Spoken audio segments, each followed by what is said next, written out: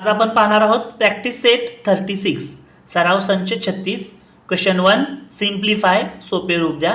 त्याच्यामध्ये मागील प्रॅक्टिस सेटमध्ये आपण जशी वजाबाकी पाहिलेली आहे तशीच वजाबाकी इथे आहे। बघा, पहिल्या कंसात 3x वजा 11y वजा दुसऱ्या कंसात 17x अधिक 13y। आपण पहिला कंस आहे तसा लिहून घेऊ। बघा, इथं वरती लिहून घेऊ 3x वजा 11y वजा, आता इथं 17ला अधिक चिन्ह आहे आतमध्ये, ते वजा बाहेर असल्या कारणानं चिन्ह बदलतं, वजा 17x। इथं अधिक चिन्ह आहे तिथं होतं वजा, वजा 13y। आता आपण काय करणार आहोत, सेम टर्म्स लाईक टर्म्स एकत्र आणणार आहोत। इथं 3x आहे, इथं 17x आहे। बघा, 3x वजा 17x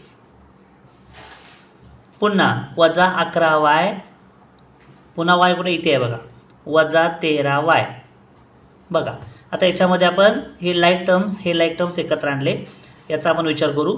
इथं 3ला अधिक चिन्ह आहे, 17ला वजा चिन्ह आहे, म्हणजे 17 आणि 3 यांची वजाबाकी होते। 17तून 3 गेले 14 राहतात।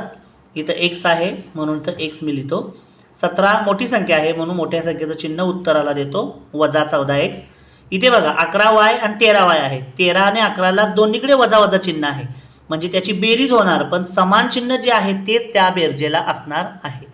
11 आणि 13 24 होतात, आणि हे y आहे तसं मी लिहितो, म्हणजे आणि हे वजा वजा इथं अधिक होत नाही तर वजाच आपण होतं, कारण समान चिन्ह आहेत म्हणून त्यांची बेरीज केली। उत्तर आलं वजा 14x वजा 24y। Question 2 the product of, बघा, 23x² y³ and -15x³ yz², म्हणजे 23x² y³ याचा आणि वजा 15x³ yz² या दोन राशींचा प्रोडक्ट म्हणजे गुणाकार करायचा आहे। आता बघा, मी एका ठिकाणी एका कंसात लिहिलं 23x² y³ गुणिले वजा 15x³ yz²।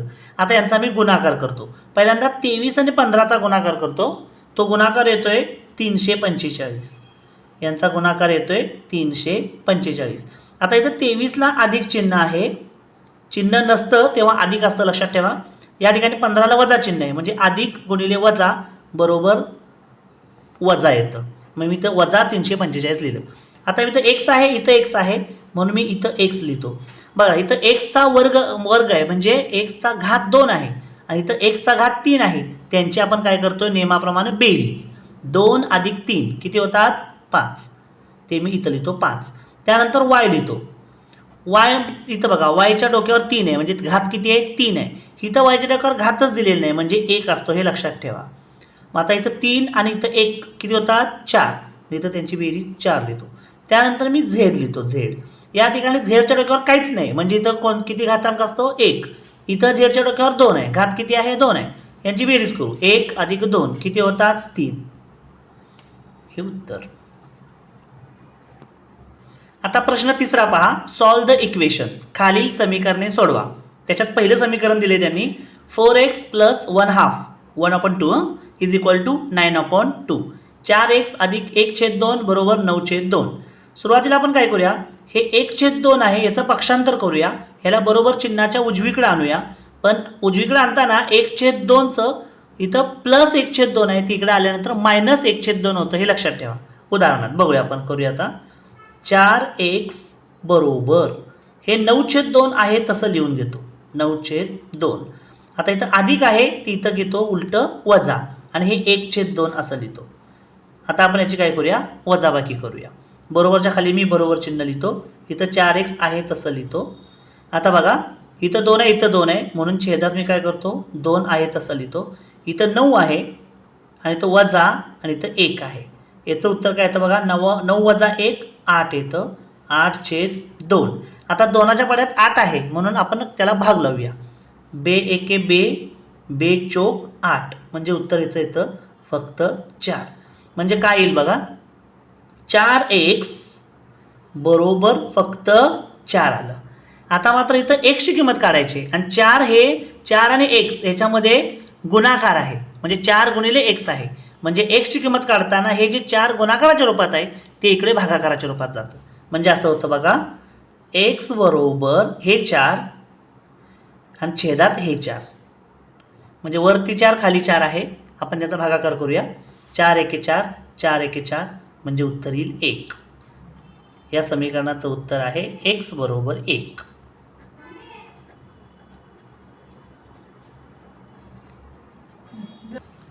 दुसरं गणित बघा, 10 बरोबर 2y अधिक 5. आपण हे उलटं करून घेऊया म्हणजे थोडंसं तुम्हाला समजेल. 2y अधिक 5 बरोबर 10.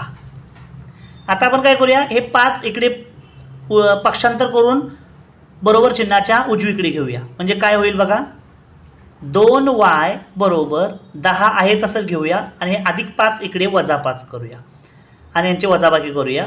म्हणजेच 2y बरोबर 10 वजा 5 फक्त 5 येईल. आता y ची किंमत काढूया. y बरोबर या ठिकाणी 2 आणि y च्या मध्ये गुणाकाराचा संबंध आहे, म्हणजे 2 गुणिले y आहेत. y आपण तिथंच ठेवल्यानंतर 2 इकडे छेदात जाईल, म्हणजे वरती 5 अंशात तसंच राहील 5 आणि हे 2 छेदात जाईल. म्हणजे y बरोबर काय येईल उत्तर 5/2. आता तिसरं गणित बघूया. 5m वजा 4 बरोबर 1. मगाशी सांगितल्याप्रमाणे आपण काय करूया, 5m वजा 4 बरोबर 1. मगाशी सांगितल्याप्रमाणे आपण काय करूया, 5m आहे तसं ठेवूया. 5m बरोबर हे 1 आहे तसं ठेवूया आणि हे वजा 4 इकडे आहे ते बरोबर चिन्हाच्या उजवीकडे पक्षांतर करताना त्याचं वजा 4चं काय होतं अधिक 4 होतं, म्हणून इथं 1 अधिक 4 आलं. बरोबर पुन्हा 5m बरोबर यांची बेरीज येते 5. आपल्याला m ची किंमत काढायची आहे, म्हणून m बरोबर हे 5 आहे तसं घेऊया अंशाच्याच ठिकाणी आणि इथे जी अंशाच्या ठिकाणी 5 आहे ते इकडे छेदाच्या ठिकाणी घेऊया. म्हणजे त्याचा भागाकार 5 एके 5, 5 एके 5, उत्तर येईल 1. म्हणजेच m बरोबर 1.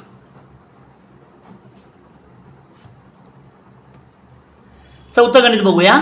6x - 1 = 3x + 8. 6x - 1 बरोबर 3x अधिक 8. याच्यामध्ये बघा चल आणि संख्या आहेत, चल आणि संख्या आहे. आता आपण बरोबर चिन्हाच्या डावीकडे चल घेऊया आणि उजवीकडे संख्या घेऊया. आता इथलं चल आहे 6x, मग मी 6x आहे ना, हे 6x मी आहे तसंच लिहितो 6x. इकडे चल आहे 3x, ते इकडे घेतो, ते होईल वजा 3x, म्हणजे त्याची चिन्ह बदलेल. नंतर अधिक 8 आहे ना, हे अधिक 8 आहे तसं मी इकडे लिहितो आधी. त्यानंतर इकडची जी संख्या आहे वजा 1 ते इकडे आल्यानंतर त्याचं रूपांतर होईल अधिक 1 मध्ये. म्हणजे काय होईल 6x वजा 3x बरोबर अधिक 8 अधिक 1. आता 6ला चिन्ह इथं प्लस आहे म्हणजे आणि 3ला वजा आहे, म्हणजे यांची होईल वजाबाकी. 6तून 3 गेले, 3 राहिले आणि हा x कॉमन आहे तो तसाच लिहितो 3x.